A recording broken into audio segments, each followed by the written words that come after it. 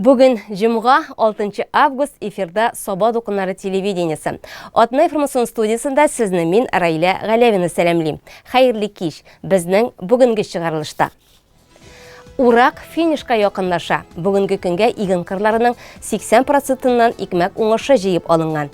Коронавирус білән ауыртушылар соны арта. Мұны аңлаған халда вакцина ясатушылар софы да арта. Жәй, бақша, мул оңыш. Ижат түркімібіз бақшашылық ішіне ихлас берілгенлеріні барлый.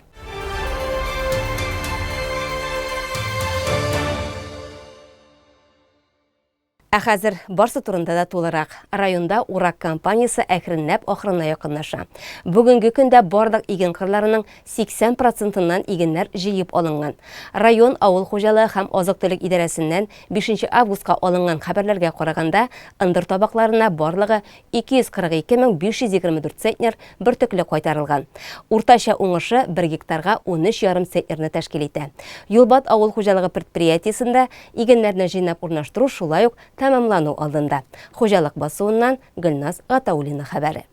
Узган еллар белән чагыштырганда 2021 ел 2010 елгы корылык белән тиңләште һәм бу игеннәр торышына да тәэсир итми калмады. Шулай да районыбыз игенчеләре булган икмәкнең һәр төген кадерләп җыеп алырга тырыша. Сүз дә юк, урып җыю чоры өчен табигать игенчеләр өчен эшли. Көннәр аяз һәм явымсыз булуын дәвам итә. Юлбат хуҗалыгында да һәр минут исәпкә алына. 2021 ел урып җыю чорына Юлбат хуҗалыгының Юлбат бүлекчәсе 1105 гектардагы бөртекле культуралар белән кирдек. Бүгенгесе көннәрдә инде урып җыюның соңгы көннәре дип әйтсәк тагын ялган булмас. Хәзерге вакытта безнең комбайннар 120 гектарлы язгы бодай басуында эшлиләр. Бу инде безнең сугыласы соңгы кыр. Урып ватылмасалар, урып җыю инде безнең 1-2 көнлек, 3 көнлек буквально урып җыю эшләре калып бара. Көннәр шушындый мотор коры торганда инде бу көннәрне әрәм итмичә, игеннәрнең бөртеген дә югалтмыйча эшләргә тырыша инде безнең комбайнер җегетләребез. Корылык үзенекен эшләде. Узган елгыдан уңыш чыгышы шактый түбән ди агроном. Бу басудан 1 гектардан 15 центнер бөртекле чыга. Төп бурыч шуларны югалтмыйча җыеп урнаштыру. Әмма язгы будай культурасы хуҗалыгы өчен иң уңышлы чыгучысы да. Басуда 3 New Holland комбайны суга. Бу техникаларның да 21-нче эш сезоны икән инде. Егетләрнең белемле һәм үз эшләренә җаваплы караулары белән комбайннарның техник халәте дә яхшы. Комбайнчы, шофер һәм гомумән басу кырдашлаучы егетләребез дә уңган, әйткәннең барысын да җиренә җиткереп башкаралар дип игенче механизаторларны мактап алды Фидаил Хисамиев. Комбайннарда урак башыннан Фәнил Фәләхиев, Рафил Рахимуллин, Ильяс Фәсхетдинов эшли. 8 ел стажында комбайнда урып җыюда. Күнгәйне шул эшебезгә төрлечә була. 15 бер комбайнга 15 подворка 20-25 гектар суктырабыз. Урган сон тракторда инде. Жер эшкәртү 800-та. Ошаулар турҗайбат Аллаһка шөкер, вакытында шуталар. Запчастлар белән проблема юк. Суктырылган ашлыкны басудан КАМАЗ машинасында Фаил Мансуров ташый. 3 комбайнга да җитешергә тырыша ул. Хуҗалыкта 10 ел эшли һәм һәр вакыт алдынгылар рәтендә. Иртә белән сәгать 8-ләрдә чыгып китәбез инде эшкә. Кич белән шул кайтып кергән вакытларда 9-лар була инде. Нормально дип әйтергә кирәк. Эшләр бара, Аллаһка шөкер. Ашатулар, чүтүләр дә әйбәт. Менә кичә бик алай ташып булмады. Кичә 6 рейс кына кайттым, яңгыр яуса сәбәпле. Менә алда көнне 3-нче көнне бик әйбәт ташылган иде. 12 рейс кайткан идем. 120 тонна артык икмәк кайттым. Бодай да бик яхшы чыкты. Елына күрә дә яхшы гына түгел инде. Бик әйбәт дип әйтсәк була. Фаилгә ияреп без дә ындыр табагына кайттык. Биредә үлчәнүгә кереп, ул тиз генә арбасындагы ашлыгын чүптән чистарту агрегатына бушатты да яңадан комбайнчылар янына чираттагы рейсына китте.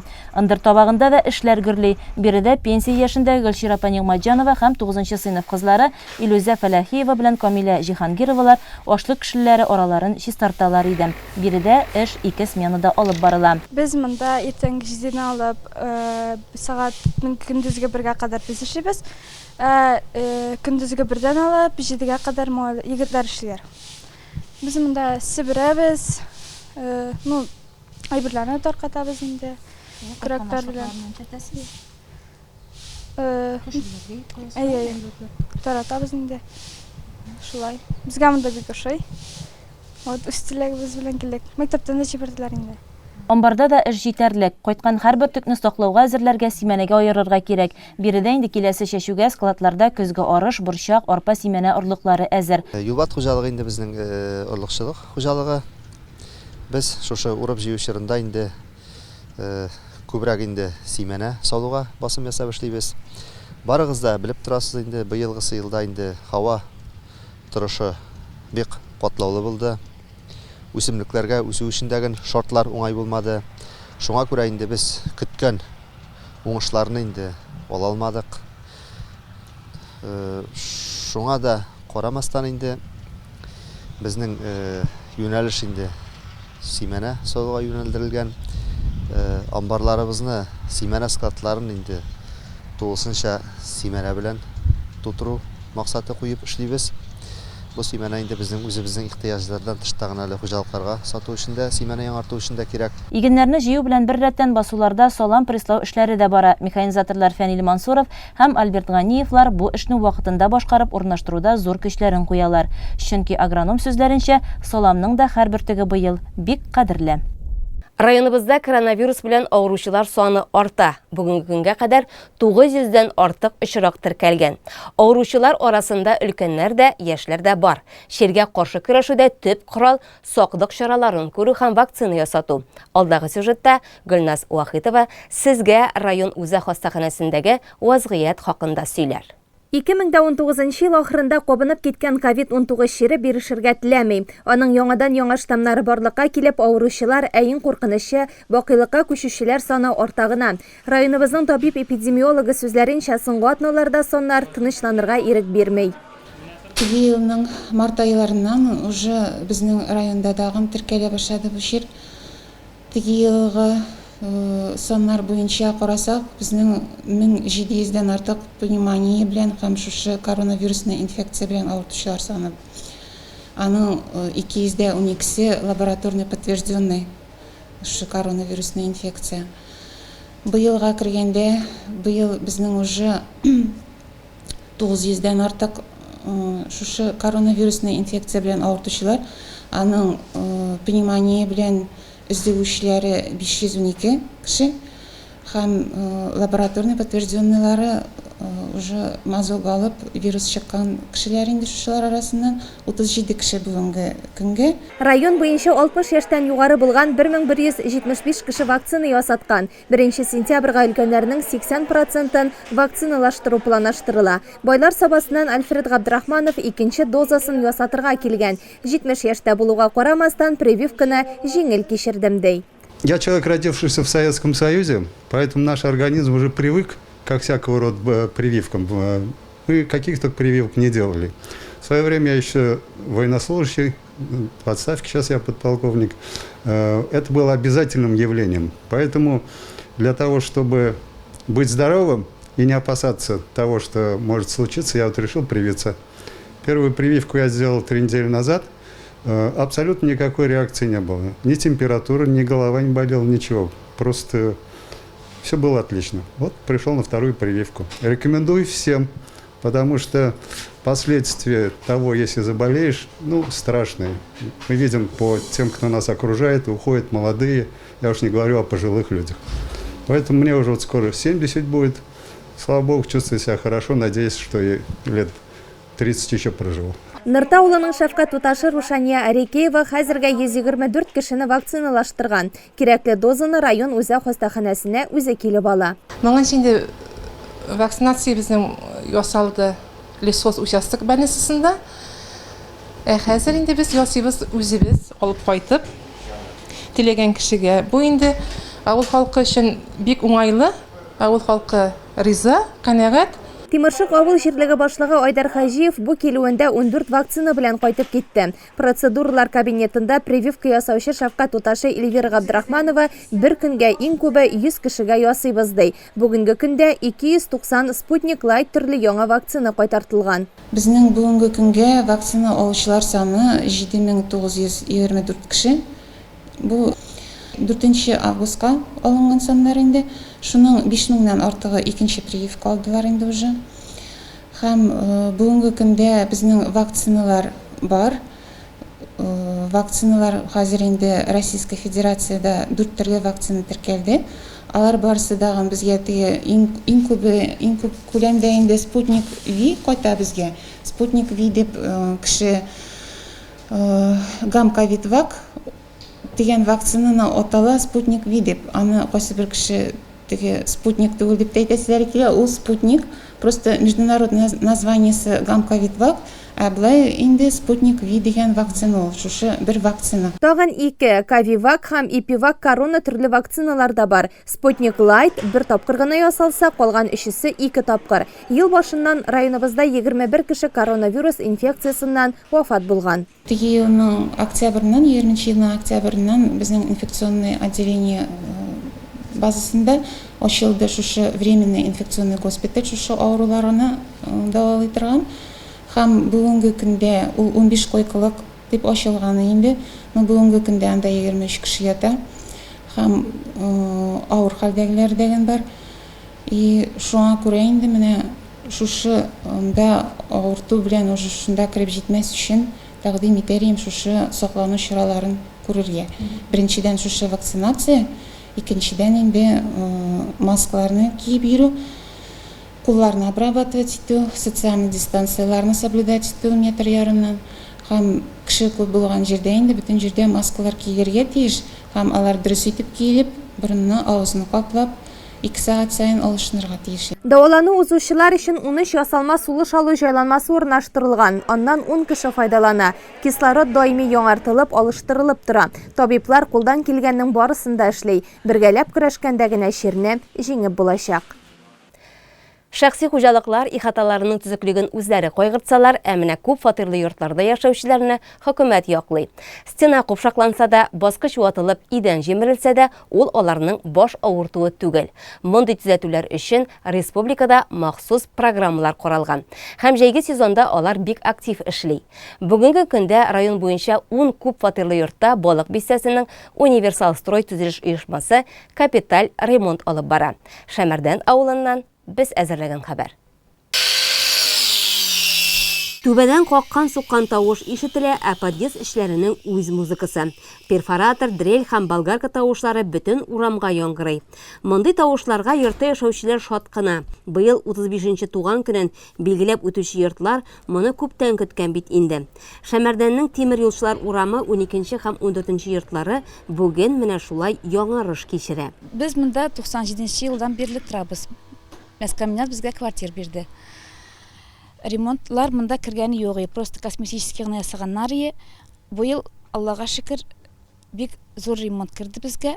Идәннәргә кафель җәйделәр, аннары стеналарны утеплять иттеләр, буядылар, побелкалар ясадылар. Бик без канәгать мастерларга ясаган өчен. Балык бистәсе районының Универсал строй төзелеш оешмасы Саба районының 10 күп фатирлы йортында капиталь ремонт республика программасы кысаларында эш алып бара. Шуларның 3-се Шәмәрдәндә. 12-нче һәм 14-нче йортларга алар 1 ай элек килеп керәләр. Бүгенгә инде ремонтны җиңеп баралар дип сөйләргә кирәк. Бүгенгә монда инде безнең подъездда отдел кешеләре бара, домоходлар тышлана, утепләйтелә, җиңелгәннәрен булса инде капиталны сүтеп җыябыз. Шул подъезддан соң жылытыр өчен ишекләр куела тагын. И аннан соң беренче подъездга кергән өчен без февралит белән тышыйбыз, инде утепләйтәбез. Менә бу узган елдан башланды бу утепләйтү. Менә бит инде мин вата белән шидек, минераль вата белән. Хәзерге көндә менә шундый эшләр башкарабыз. Прораб Руслан Галиев смет эшләре буенча инженер Рәнис Шакиров белән көн аралаш диярлек төзүчеләр янына килеп башкарылган эш күләмен исәпкә алалар. Кирәкле материаллар белән тәэмин итәләр.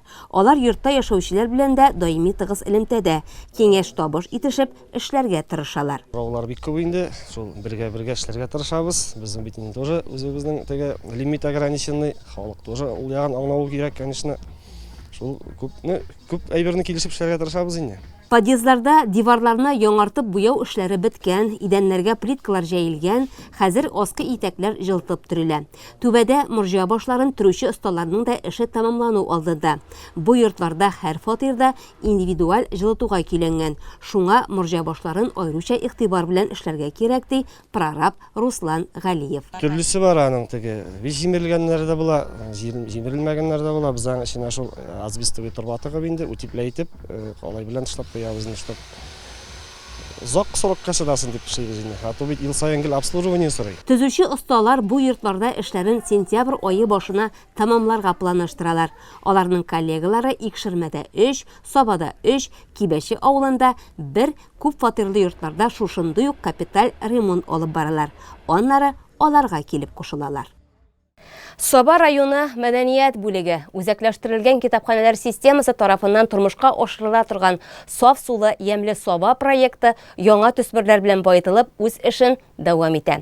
Туган як табигатына гашыйклар, экологиябез өчен борчылучылар проектка көннән-көн күбрәк килеп кушыла. 3 августта Арташ җирлегендә үткән проекттан әзерләнгән репортажны сезнең хозурга тәкъдим итәбез. Шишмәләр барлык сулыкларның башлангычы. Шишмәләр кичкенә генә булсалар да табигатькә җан кертүчеләр, елга, күл, инеш, океаннарга тормыш бирүчеләр. Шишмә яшәүдән туктаса, елга, күлләрдә су бетәчәк, авылда ям калмаячак. Әби-бабаларыбыз заманында шишмәләргә игътибар аеруча зур булган. Аерым кешеләр шишмә чыганакларны курап торган, шишмә буйларын күз карасыдай саклаганнар.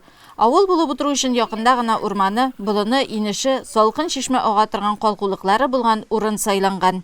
Арташ җирлегендә саф сулы ямьле Саба проекты Ширбәт елгасы буендагы болында үтте. Ике басы Арташ авылы китапханәчесе, Арташ авыл җирлегенә кергән мәдәният йорты хезмәткәрләре, Ак Калфак клуб берләшмәсе, Җидегән шишмә фольклор коллективы проектка бик җаваплы карап әзерләнгән иде. Гөлшара Фаттахова Арташ авыллары тарихы белән таныштырды. Рәмзия Сабирова шишмәләр турында сөйләде. Гөлнур Газишанова авылдашлары үзешчән шагыйрә Тәнзилә Шәрәфиева иҗатына күзәтү ясады.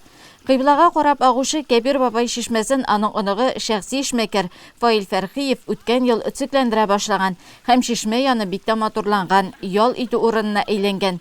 Бәйрәм барышында килгән кунакларга гореф-гадәтләребез, йолаларыбыздан кер шайкау, серле беләк белән йон ыек баш ю, каз бәпкәсе саклау, такмаклы балачак уеннары, пешәнгә төшү йоласын, кичке су буе уеннарыннан бармак санашлы, биюле сакталы уенын күрсәттеләр. Ширбәт елгасы ике басу Арташ авылы халкы өчен кадерле урыннарның берсе. Болынлыкта пешән чапканнар, тау битендә җиләк җыганнар, саф сулы шишмәләрдән су алганнар. 40 елдан артык терлекчелектә эшләгән Рәмзия Пасабирова әле дә хезмәттән тәм табып яши, биргә килеп җанына ял таба. Тормыш алга бараб дип, елга шишмәләребезнең ташландык хәлдә булмавына сөенә ул. Без менә үзебез шушы елганың Ширбәт елгасының менә теге ягында зур болынлыклар бар. Шомырт елгасы дибез. Әнә Гөлшара сөйләде бит инде, Ибек бай дигән. Аның нигезләре бар анда.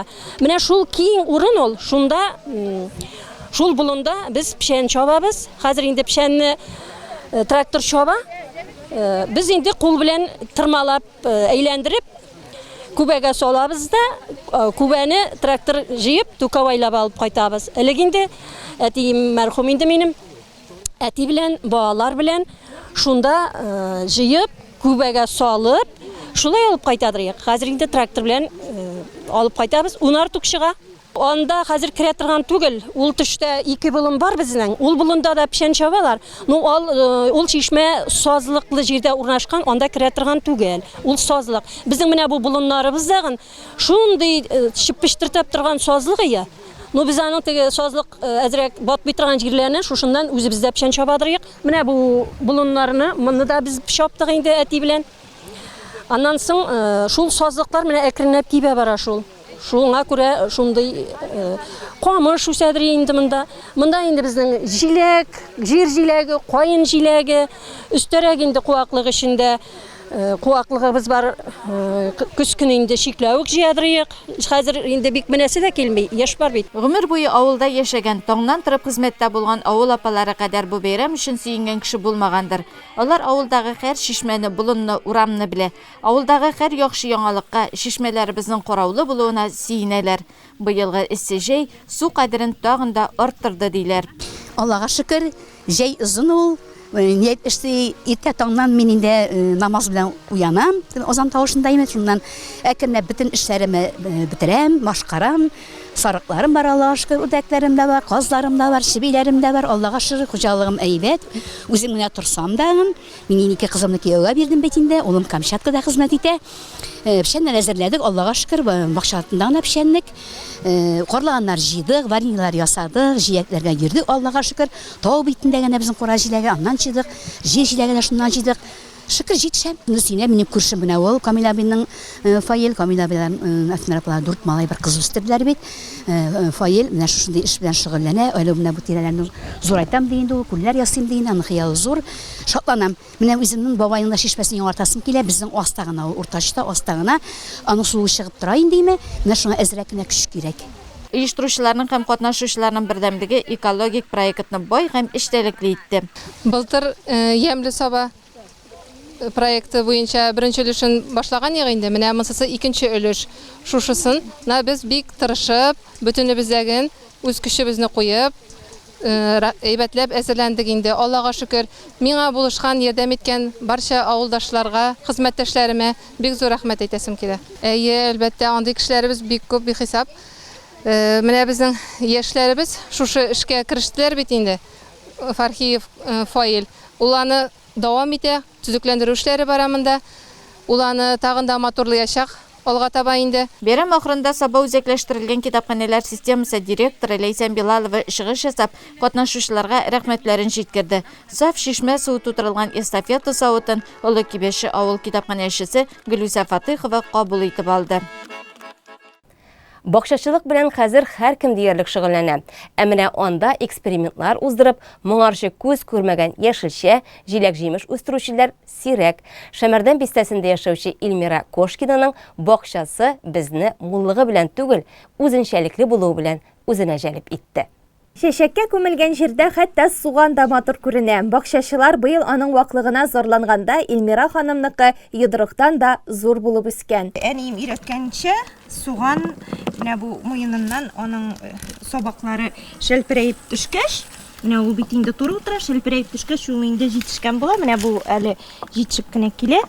Хәзер инде аларга вакыт. Менә шундый эре суганнарым булды. Моның сире Белмим нәрсәдә, быел җылы да булды, су дагын кирәк инде, әллә шешкәләр арасында, әллә минем мәхәббәтем белән менә шундый ире булып үсте бу. Бакчада 15 төрле чәчәк иртә яздан кара көзгә кадәр күзне иркәләп утыра. Хуҗабикә үзе дә шуларның бер төре сыман. 5нче дистәсенә җитүгә карамастан үзенең шибәрлеге белән яшь кызларга биргесез. Булай саклануның сире вакытны файдалы итә белүдә ди. Без бу нигезгә 2002 елны килеп урнаштык. Һәм шушы елны инде мин бу нигеземне, бакчамны бик тәген ошаттым. Күңелемә бик хуш килде һәм шул вакыттан бирле мин бакчачылык белән шөгыльләнә башладым. Мактану өчен дә түгел, гаиләмне туйдыру өчен. Безнең бит инде татарда мәкаль бар, җәй кышны ашата дигән. Ул вакытны инде балалар бәләкәй иде, кызыма 5 яшь иде, улыма 1 яшь иде, хәзер инде кызыма 25 яшь, улыма 20 яшь. Ике теплицаның берсендә безгә таныш булмаган үсемлекләр урын алган. Милотрина тышкы кыяфәте һәм зурлыгына карап тышкан карбызы диләр. Тәме буенча ул кавын белән кыярны хәтерләтә. Аны тузларга, салатлар ясарга һәм булай гына ашарга да була. Ул әле бакчада 1нче елын гына үсә. Кабак семьялыгына керүче Киванада чит ил кунагы. Күбрәк үзәк Америка, Яңа Зеландия һәм Израильдә үстерелә. Аны мөгезле кавын Африка кыяры дип тә йөртәләр. Тәме кыяр һәм бананныкына охшаш. Өлгергәнен кабыгына карап белеп була. Ул сары төскә керәчәк. Биредә баклажан да берничә төрле, сосулька, матросик сортлары бар. Африка дигәнен помидордан айырып алып та булмый. Гади карлыган булса да, ирелеге буенча рекорд куярлык. Карлыган уңышым ел сайын шулай итеп сөендерәләр. Бу минем карлыганнарым. Монда бернинди дәгән химия кертелмәгән, бары тик ширмә һәм су гына. Су берким иртә белән су сиптерәм инде краннан, салкын су бөҗәкләр утырмасыннар диеп, аннары соң шул мучнистая расалар бермәсен диеп содалы су сибем. Аннары моның яфрагы әзрәк яфрагы әзрәк, чөнки июль айында карлыганның минем әнием өйрәткәнчә 7 сантиметр кисәргә кирәк, башлары, очлары киселгән, башка җиренә тиелмәгән, үзе шундый сорт. Җиләгенә бирәдер инде ул көчен дип уйлыйм. Шуңа күрә аның яфраклары аздыр. Моңа өстәп кура җиләге, кара берлегән, шпинат, йөзем җимеше һәм башка җиләк җимеш агачлары, яшелчәләр, 150 төп помидор бар. Соңгысы бер теплицаны алып утыра. Розовый великаннар. Әле моны берсесен үлчәп карадык, 650 грамм. Булар инде тагындагын зуррактыр дип уйлыйм. Мәсәлән, менә бусы 650 грамм гына да түгелдер, бу 700 граммлап бардыр. Менә буларга бернинди дә ошлама кертелмәгән, бары тик әшетелгән чүпрә сибелгән генә һәм дә җире ширемәле җир. Шул сере. Бакча тутырып чәчәк үстергәндә үз умарталыгыңның булуы да артык түгел. Бал кортлары еракка йөрмей, биредә аларга да эш җитәрлек. Мал асраган, бакчачылык белән шөгыльләнгән кешенең табыны да һәрчак сыйлы була. Үзеңнекен иркенләп, сөенеп кулланасың. Сәхнәдән мәйданга 1 август көнне татар эстрадасының бер төркем артисты Собага футбол уйнарга кайтты. Якташыбыз Соба егете Илшат Вакказов инициативасында район яшьләр эшләре һәм спорт бүлеге белән берлектә оештырылган спорт бәйрәменнән безнең хәбәр. Татар эстрадасы артистлары физик әзерлекләрен Собага килеп күрсәтте. ГТО нормативларын тапшыруда Илшат Вакказов, Нияз Рахман, Илнар Ялалов, Раил Шәйхетдинов, Алмаз Хаҗиев, Алмаз Гыйбадуллин һәм башкалар катнашты. Татар эстрадасы артистлары футболда уйнады. Командаларны Собадагы спорт бәйрәме белән башкарма комитет җитәкчесе Марат Ишниязов тәбрикләде. Ул әлеге иптәшләрчә очрашуны башлап бирүче Илшат Вакказовны бүгенге туган көне белән котлады. Туп бүләк итте һәм районның рәхмәт хатын тапшырды. Туган җирлегендә, туган көнендә менә шундый бәйрәм чарасы узуга, мөмкинлекләр тудырылуга Илшат үзе икеләтә шат һәм рәхмәтле иде. Беренчедән, рәхмәт сүзләрем сезгә, егетләр, теләче Соба, исполком егетләре, артистлар, бер кул чабыйк әле. Бүген без кызганыч тулы составта түгел. Илнар Ялалов, Фәрит Низамиев, Руслан Шәрәфетдинов, Ринас Фазлы Әхмәтов, энекәшләр булышалар. Әле тагын беренче җегет кайтып китәргә тиеш, Игорь Дмитриев. Калган йолдызлар кич белән концертка кайта инде, Алла бирсә. Шулай ук сезне чакырып калабыз кич белән концертка. Набережныйга уеннар 2 тайм 15 минут. Без инде монда параллель рәвештә уеннар барачак хәзер. Менә сул як мәйданда, уң як мәйданда. Шуңа күрә матур итеп, җәрәхәтсез егетләр уйнарга язсын. Бу инде иптәшләрчә очрашу. Әмма ләкин җиңүче булачак. Рәхмәт шулай ук Соба районына җитәкчеләргә. Барысы 4 команда катнашты. Алар татар эстрадасы артистлары, Соба муниципаль районы администрациясе, Соба яшьләре һәм Теләче районы командалары. Футбол уйнау сәхнәгә чыгып җырлау гына түгел, анда йөгерергә кирәк, иптәшеңне күзәтергә, тактиканы югалтмаска, көндәшеңнең алымнарын чамаларга, тупны күздән бер генә мизгелгә дә ышкындырмаска. Кыскасы спортның үз серләре. Нәтиҗәдә артистлар командасы призер була алмады. Җиңүне район хакимияте командасы яулады. Теләче командасы 2-нче, Соба яшьләре командасы 3-нче урынны алды. Кич артистлар Ямле Соба яр буенда концерт куйды. Бу атна менә шундый яңалыклар белән үтеп бара. Вакыйгаларның нинди борылыш алуын безнең киләсе атна информацион программасында карый алырсыз. Хәзер рекламага бүленеп алабыз, аннары җырлы бүләк студиясында очрашырбыз. Бездән аерылмагыз.